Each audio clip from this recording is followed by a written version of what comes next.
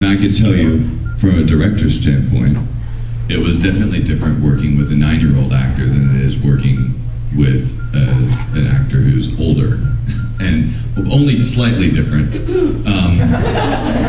But I remember when we were recording the FMA game, which is one of the earlier things that you've done too, we would have to bribe him by saying, all right, if you can get through this next page, you can play with your Nintendo DS. They had a Bop It too. Yeah. That was my favorite. That's what it was. We could get one more page and you can play Bop It for 10 minutes. Sweet. So it wasn't motivated by quite the same thing. Like, you know, with Sunny, it's like, all right, 10 more minutes and you can, you know, play, you can call your agent or whatever. But, or, you know, with Sean Schimmel, it's like, okay, work for 1 more hour and you can tell me about your relationship with your new girlfriend or whatever. Sorry, that was an inside joke there. Sorry, continue your story. I apologize. I was having a good time reading this too. So. I was about done. Oh, good. Well, you know what? Let's talk about some basics of voice acting. How about that? While we're just kind of gathering things together here, let's just talk about some basics. Some of the big misconceptions. Here's a real big one. I'm really too shy to do stage acting, but I think I would be a great voice actor. That's kind of a not quite so accurate, because whatever insecurities or shyness you may think you feel on stage, if you were on a stage acting with other actors in a play, voice acting has its own very peculiar sense of awareness of eyes bearing down on you, and every slight little nuance of your voice being amplified very big. In fact, to be honest with you, a lot of people would rather look over a black room of not being able to even see the audience, like on a stage, and up on a stage with some actors that you're kind of sharing this thing with. They would much rather do that than to be sitting in a padded phone booth with a director and an engineer going like this. Do it again, louder. Do it, cry more, weep, scream. And I mean, like, analyzing every element of what you do. It's rather you know? And as opposed to doing something on stage, or where there are a lot of technical elements to it, voiceover has its own set of technical elements. You don't have to just have a good voice, but you also have to have a lot of coordination. With anime, you have to be able to slow things down or speed stuff up and still make them sound interesting. You know, slow down a line, but don't read it any more quiet than you did before. And then there's all this mic technique that goes into it, because you can easily tell a new actor by how good that actor is on a microphone. You just know, like, better actors know that if they're gonna have a loud, like a big plosive B, they're gonna back off a little bit, or they're gonna angle their mouth a little bit to the side so it doesn't pop into the microphone, because that would blow your whole take. So and then plus you're wearing headphones, which also puts you in this weird state of mind. You're used to hearing yourself talk, but when you put headphones on, immediately you're under this voice sort of microscope. You get all inside your own head, and most people, the minute they put the headphones on, they start talking like a DJ or something like that.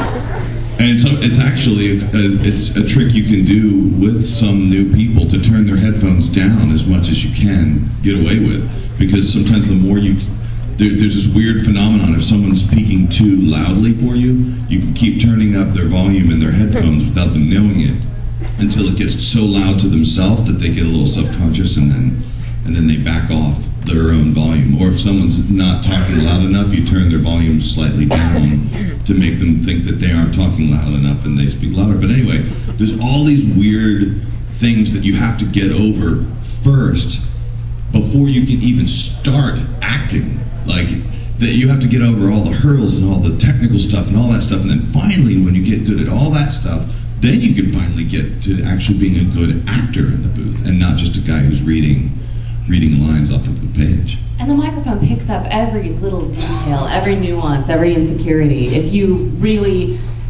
do have that shyness to you, then when you get in the booth and you start speaking into the microphone, it picks up the insecurities that you think you're hiding. Because you might be hiding them physically, but the mic knows. And that will blow a take as well.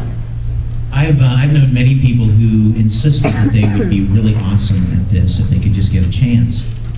And they do, and they get into audition, and the character is supposed to scream like intense loss. And they'll go, ah! And suddenly, and I remember watching this one time and I was thinking, oh my gosh, what happened? I mean, I know you've got more in you than that. I've seen you on stage and I've seen you act. Why all the self-consciousness all of a sudden? And it was the weirdest thing because it's just such a different, it's such a different setting and a different feeling. And it's going into your ears. You're hearing yourself scream, and sometimes the people are afraid the engineer's not going to turn it down. They'll actually scream their ears out, or sometimes it just sounds so loud to you, you don't understand how you can be louder. It's a way to get used to all that stuff. If you want to do voiceovers, work at home with a tape recorder. Get a deal where you can, an MP3 where you can actually plug in headphones, and it duplicates what you'll go through in the studio. It's just a matter of getting used to it. And because like anything else, you got to work. Because it's all communication. Whether you're on stage or in movies, it's just the space and time is different. In voiceovers, you're in a little space. Just it's you, your mouth, and the microphone. Then it all goes through wires and ends up on a spool someplace, and it goes out to the public a year later. Or two. Stage acting is instantaneous, but it's just a matter of time. But it's all communication. And if you think about the difference between the two, stage acting, you have so many tools available to you as an actor.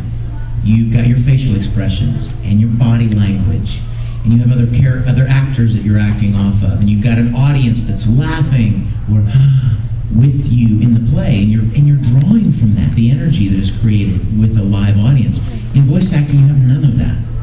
You have no response, so you don't know really whether or not what you just was funny, or is it going to be sad, or is it really going to be emotional until the viewers get to hear it.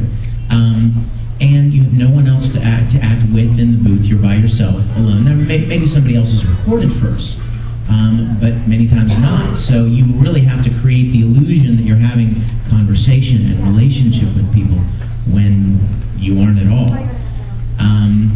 There are those kind of things that are very different between the two kinds of acting. I'm sorry, I didn't know you were. No.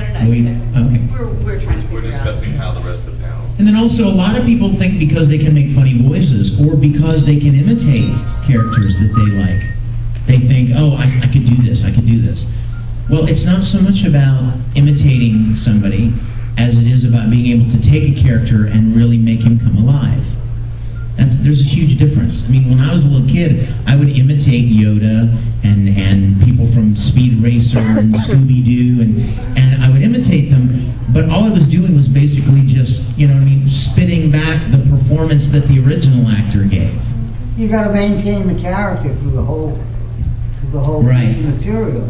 And you've got to use somebody else's words, not just be saying your own words as the character, like you're imitating somebody over the radio or something. That's the key, is picking up those words off the page and making them your own. It takes work. Absolutely. Practice, my dear, practice. Okay, we are going to actually get a whole